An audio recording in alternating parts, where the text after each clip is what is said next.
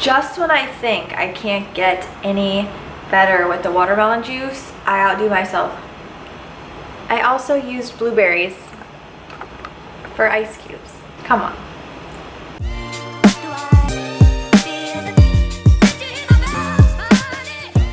I am very excited about today's topic because if you guys have been following me for a while, you know that nutrition is definitely my strong point, something I feel very comfortable talking about. So I wanted to give like a beginner's guide to macros. If you are a beginner and you don't have any clue what tracking macros is about, or maybe if you have been tracking macros for a while but you have a couple questions, I'm going to answer a bunch of questions I got via Tumblr and my other YouTube video. Yeah, let's get started with it.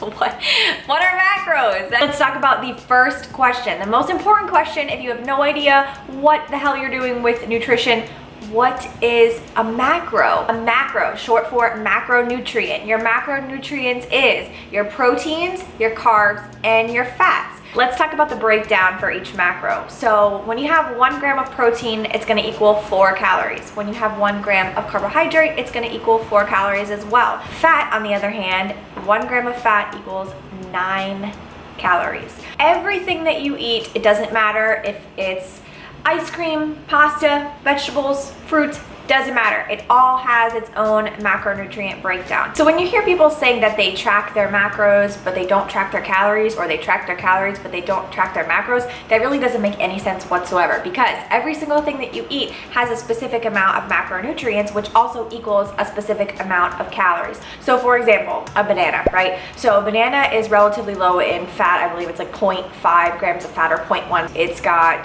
20 grams of carbs, 1 gram of protein. So based on that information that I just told you guys on 1 gram of protein and carbs equaling 4 calories and 1 gram of fat equaling 9, you can see when we break it down like this, that banana, roughly 80 grams, has about 84 calories. That is how you figure out how something has a specific amount of calories or a specific amount of macros. I know a lot of times people get confused wondering how they can figure out how many calories something has if they only have the macronutrient breakdown. And in that sense, what you would do is just take the protein amount, times it by 4, take the carbohydrate amount, times it by 4, and take the fat amount and times it by 9, and that is going to equal your caloric amount for said food that you're calculating. So how much protein would you suggest eating a day and carbs if I'm trying to lose body fat? So if you're new to tracking macros, or you want to start tracking your macros, a lot of people ask, how much should I be eating? It all depends. It depends on your individual body type, and it depends on quite a bit of different things. The first couple bits of information that I need to calculate someone's macros is going to be their age, their height, and their current weight. It helps me get a rough estimate of your BMR. Your BMR is your basal metabolic rate. This amount is the amount that your body burns calorie-wise to do absolutely nothing. BMR is like the lowest amount of calories that you would ever want to eat, because this amount is what keeps your body alive. And obviously this rate is going to change based on how much body fat you have, how tall you are, and how much you weigh, and how old you are. The second piece of information that's highly important to what macros you should be eating is your TDEE, and that stands for total daily energy expenditure.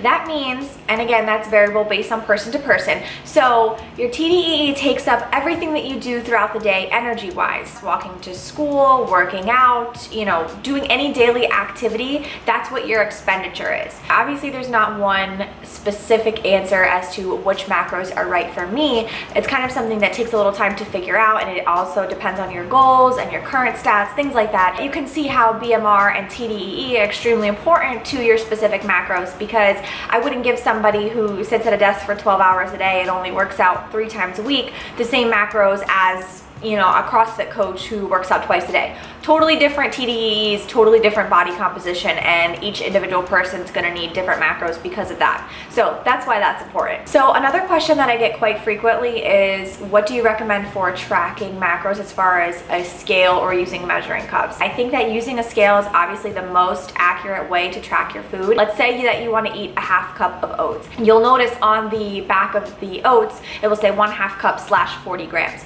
So if you were to take the scoop, dump it in a bowl, and then you were to weigh out 40 grams in a second bowl and compare them, most likely you will have put more in the half a cup, because if you're anything like me, you do a giant scoop and it like spills over, you're like, yeah, that looks good, and you just dump it in. Not super important if you're not being extremely strict with your macros and you don't have a need to be, but the good thing about macros is it teaches you portion sizes. You weigh your food, aka meats, raw or cooked. I always weigh my meats raw just because it cooks out some water. You can do some searching on MyFitnessPal and find the cooked grams and macros for cooked meats. It's on there, but it's always more accurate to just do it raw. Speaking of fitness trackers, what macro tracker do you use? I have always used MyFitnessPal. I've used it for the last 2 years. I find that it has the largest database of food and it's very user-friendly. Now that we've talked about macros, let's talk about micros, aka micronutrients are things like vitamin A, vitamin C, iron,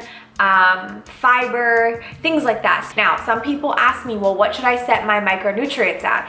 There are general recommendations for fiber. I believe the recommendation is like 25 to 27 grams of fiber per day for adults. As far as vitamin A, vitamin C, iron, and things like that, I do not set mine at a specific number. If you're eating whole foods for the majority of your intake, you probably won't have any issues hitting your micronutrients.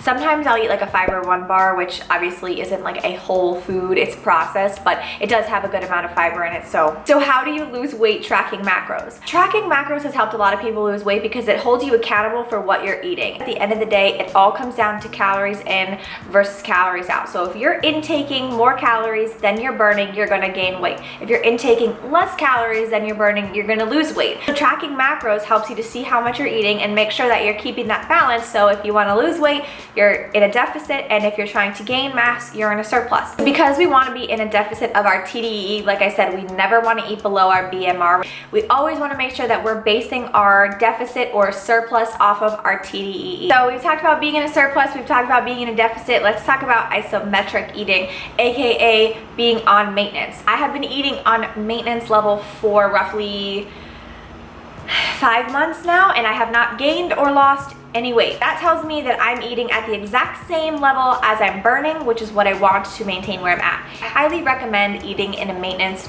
level to start. The reason why I recommend this is because it allows you to be familiar with what your maintenance level actually is, just because it gives them an idea of if they do want to cut or bulk, you have a starting point. You know what I'm saying? So if you don't know where your maintenance level is and you're trying to go in a deficit, you might not even be in a deficit because you're not sure where your starting point is. I also think it's important to eat at your maintenance level after you've gone through a cut or a bulk, just because if you go from a cut and then you go right into a surplus, you might gain some extra weight that you wouldn't have necessarily gained if you were to have just maintained that level for a few weeks and let your metabolism adjust. The last thing that I want to talk about in reference to macros, a very common misconception about tracking macros. People think that, okay, well, if I have X amount of protein to eat, X amount of carbs, and X amount of fat, I can just eat whatever the hell I want as long as it fits into my macros. So that's why a lot of people, when they ask me questions like, oh, well, can I eat bread and still lose weight? Or can I eat candy and still lose weight? The answer is yes, but you can also eat too much of something and gain weight as well. If you're eating in a surplus, you can eat a shit ton of brown rice and sweet potatoes and still gain weight, or you could eat a little bit of candy and be in a deficit and still lose weight. So you see what I'm saying there? Anyways, I hope that this video was educational for some of you. If you are new to tracking macros, or if you had a question, I hope it answered it. And if you have any other questions, please feel free to leave me a comment down below. You guys know I'm super passionate about nutrition. I love educating people, and my goal is just to kind of change the way people think about nutrition. I don't want it to seem like a diet. I don't want them to think that they can't eat after 7 p.m. I don't want them to think that carbs are bad, because nutrition is so important. If you're in the fitness world or you're just starting out, nutrition is where it's at. I hope you guys enjoyed this video. If you did, please give it a thumbs up, and I will see you in my next video.